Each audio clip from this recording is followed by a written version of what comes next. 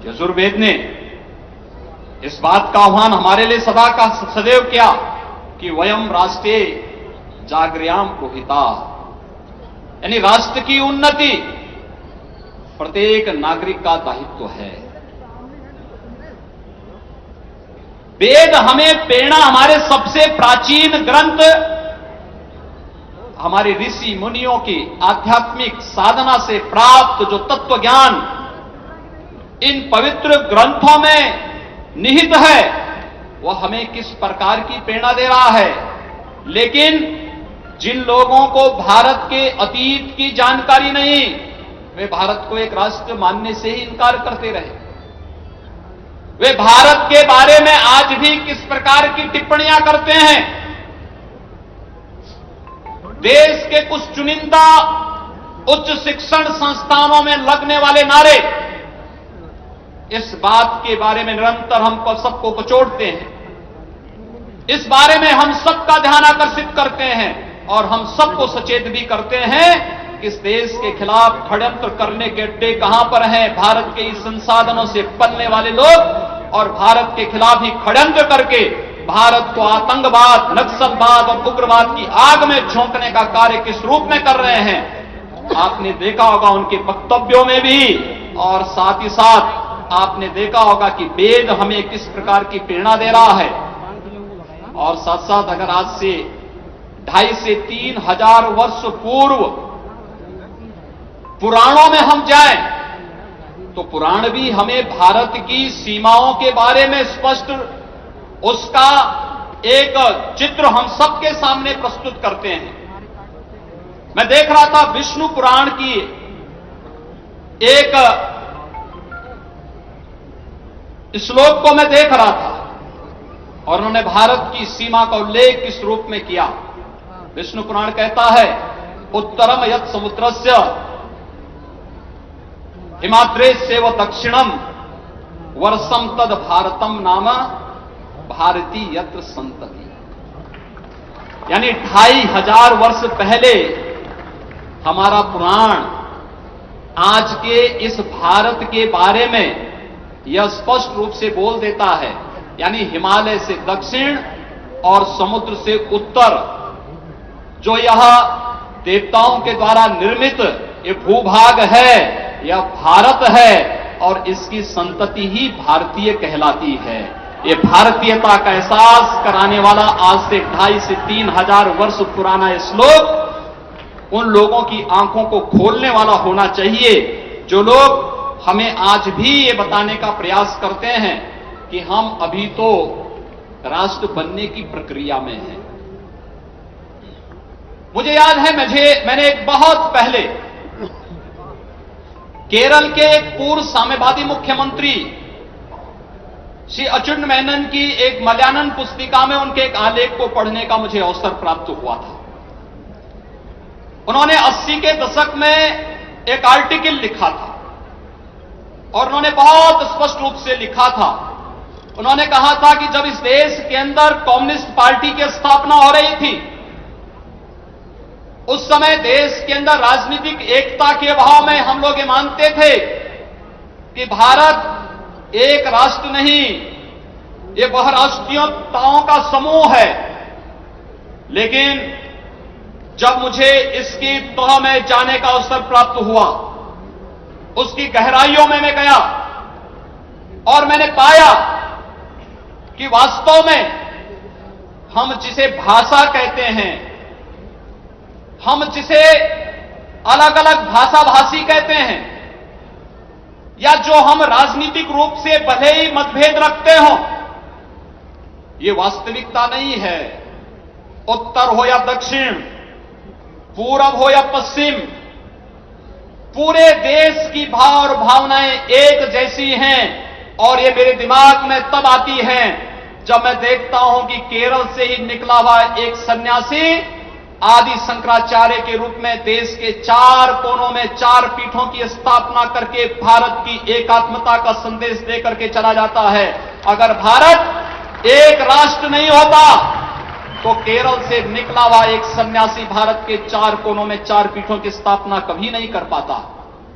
और तब उन्होंने कहा था कि जिन्हें हम मंदिर कहते हैं, जिन्हें हम धर्मस्थल कहते हैं, वास्तव में केवल ये आस्था और उपासना के केंद्र नहीं, बल्कि सही मायने में हमें देखना है तो ये केंद्र राष्ट्रीय एकात्मता के भी महत्वपूर्ण केंद्र हैं और उन महत्वपूर्ण केंद्रों का संरक्षण भारत के प्रत्येक नागरिक का दायित्व बनता है।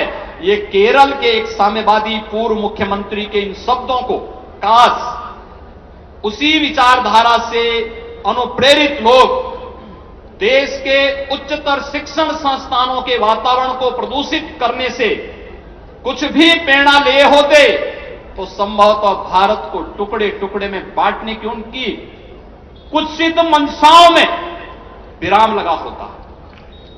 कहीं न कहीं उनके द्वारा जो साजिशें भारत के खिलाफ करने के प्रयास हो रहे हैं, उन पर उनको एक बार सोचने के लिए मजबूर होना पड़ता है। आपने आदरणीय प्रधानमंत्री जी का वक्तव्य यहां पर देखा। अभी उन्होंने इसी बात को लेकर के किया कि भारत दुनिया के अंदर एक नई ताकत के रूप में उभरता हुआ भारत है। किस रूप में भारत अपनी एक नई कहानी के साथ आगे बढ़ रहा है। आपने देखा होगा अभी अमेरिका और ईरान के बीच जो नई वो द्वंद्व शुरू हुआ है।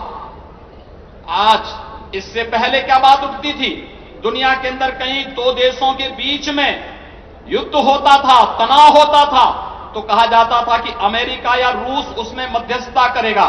लेकिन इस बार एक नई आवाज उठी है कि अमेरिका और ईरान के बीच इस तनाव में मध्यस्थता की मांग उठी है, तो भारत की उठी है और प्रधानमंत्री मोदी की उठी है। ये नया भारत है, ये न्यू इंडिया है। ये न्यू इंडिया जो एक भारत श्रेष्ठ भारत की उन परिकल्पनाओं को साकार करने के लिए आगे बढ़ा है और जिसमें सबसे बड़ी भूमिका आप सभी युवा साथियों की होने जा रही है। उस नए भारत के युग निर्माता के रूप में आप सब अपनी इस भूमिका के साथ आगे बढ़ सकें। इस उद्देश्य इस युवा महोत्सव के कार्यक्रम में मैं आप सबका हृदय से अभिनंदन कर रहा हूं। मित्रों, हम सबको इस नए भारत की इस ताकत को पहचानना होगा और इस नए भारत के निर्माण के लिए प्रधानमंत्री जी का जो संकल्प है, उस संकल्प के साथ हम सबको भी जुड़ना होगा। और वह जुड़ना किस रूप में होगा? तमाम प्रकार के षड्यंत्र होंगे, तमाम प्रकार के वक्तव्य आएंगे, लेकिन हमें सोचना होगा इसके बारे में। संविधान सभा में बाबा साहब डॉक्टर भीमराव अंबेडकर जी ने एक वक्तव्य दिया था। उन्होंने एक बहुत महत्वपूर्ण वक्तव्य दिया। इस देश के अंदर बहुत सारे लोगों की आंखों को खोलने वाला वक्तव्य है। उन्होंने कहा था कि शताब्दियों की गुलामी के परिणाम स्वरूप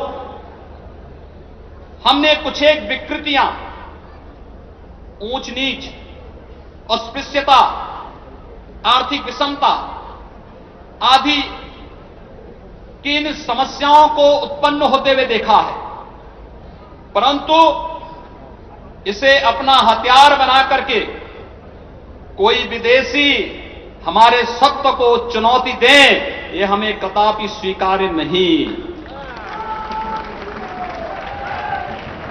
ये जो भेदभाव है अगर कहीं पर है, ये हमारा घर का मामला है और घरेलू मामले का समाधान घर में बैठ करके हम करेंगे, लेकिन बाहर की किसी ताकत को इसमें हस्तक्षेप करने का अवसर नहीं देंगे। बाबा साहब डॉक्टर भीमराव अंबेडकर की जो ये बातें थी, ये वैसे ही नहीं थी। उनके ये वक्तव्य ही बाबा साहब भीमराव अंबेडकर के उस व्यक्तित्व को इतना विराट बना दिया। अब आजादी के समय जब ये देश अपनी आजादी की लड़ाई लड़ रहा था, इस देश के अंदर वंचितों की दो आवाज थी। एक डॉक्टर बी.आर. अंबेडकर और दूसरा श्री जोगेंद्र नाथ मंडल। मित्रों, ये दो आवाज थी देश के अंदर 1940 के दशक के पहले आजादी के पहले देश की आजादी के अंदर वंचितों, अनुसूचित जाति, जनजाति और अन्य दबे कुचले लोगों की आवाज बनकर के दो आवाज आगे आई थी, जिन्होंने देश की स्वाधीनता में बढ़ चढ़ करके भाग लेने के लिए अपने आप को समर्पित किया था। याद करिए 1946 में जब मुंबई से बाबा साहब भीमराव अंबेडकर को चुनाव परास्त करवा दिया गया था एक साजिश के तहत, उस समय श्री जोगेंद्र नाथ मंडल ने बाबा साहब भीमराव अंबेडकर के लिए कोलकाता की अपनी सीट छोड़ करके उन्हें नेशनल असेंबली में भिजवाने के लिए अपना योगदान दिया था। लेकिन बाबा साहब भीमराव अंबेडकर भारत और भारतीयता के सदैव हिमायती थे। उन्होंने देश के विभाजन का विरोध किया था और जोगेंद्र नाथ मंडल जिन्ना के उस लालच में आ गए और उन्होंने गलती से ही सही लेकिन पाकिस्तान का समर्थन किया। ये दोनों नेता, एक भारत में रहा, एक पाकिस्तान चला गया।